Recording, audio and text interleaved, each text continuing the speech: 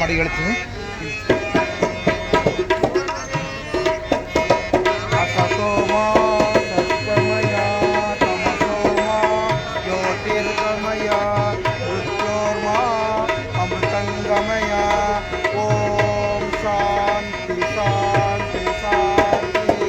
ಸಹನೌ ಭವತು ಸಹನೌ ಭುನಕ್ತು ಸಹ ವೀರ್ಯಂ ಕರವಾವಹೈ ತೇಜಸ್ವಿನಾವಧೀತಮಸ್ತು ಮಾ ವಿದ್ವಿಷಾವಹೈ. ಓಂ ಶಾಂತಿ ಶಾಂತಿ ಶಾಂತಿ.